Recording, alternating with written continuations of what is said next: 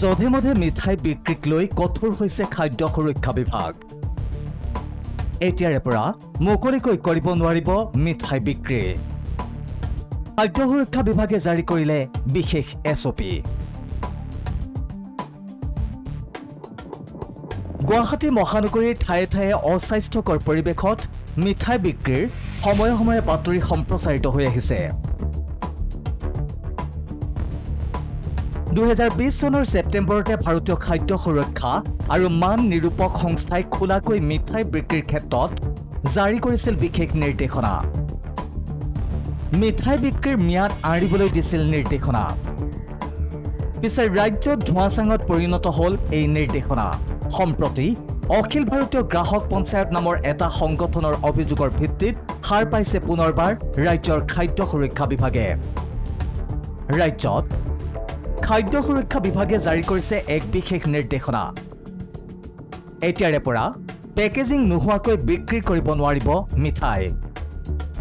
মিঠাই প্ৰস্তুত আৰু ম্যাদৰ তাৰিখ আনি দিব লাগিব ব্যৱসায়ীয়ে।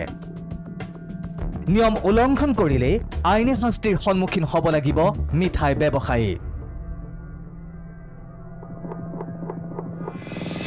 খাদ্য সুৰক্ষা বিভাগৰ এই বিশেষ নিৰ্দেশনাই এতিয়া মহানগৰীৰ মিঠাই ব্যৱসায়ীৰ মাজত সৃষ্টি কৰিছে তীব্ৰ প্ৰতিক্ৰিয়াৰ। ব্যৱস্থা কৰিব লাগিব আৰু যদি আৰু চৰকাৰে জনাইছে যিহেতু এইটো ক্ষেত্ৰতো বাৰু ভালে বাৰু। গতিকে ইহঁতৰ ডেটটো কৈছে যিহেতু আৰু লগাব লাগিব আমি। এইটো আমি গম পোৱা নাছিলোঁ, এতিয়া আমি কালিৰ পৰা এইটো লগাই দিম, এক্সপায়াৰ ডেট আৰু ৰেটটো লিখি দিম। এতিয়াৰে পৰা প্ৰতিখন মিঠাইৰ বিপণীয়ে মানিব লাগিব এই নিয়ম। খাদ্য সুৰক্ষা বিভাগৰ এই বিশেষ নিৰ্দেশনাৰ পিছত এটা স্পষ্ট হৈ পৰিছে, এতিয়াৰে পৰা মন গ'লে যধে মধে বিক্ৰী কৰিব নোৱাৰিব মিঠাই। কথা হ'ল এখন জাননী দিয়ে দায় সাৰিব নেকি খাদ্য সুৰক্ষা বিভাগে। নে খাদ্য সুৰক্ষা বিভাগে মহানগৰীৰ ঠায়ে ঠায়ে থকা মিঠাই বিপণীসমূহত চলাব অভিযান, সেয়া এই মুহূৰ্তৰ ডাঙৰ প্ৰশ্ন।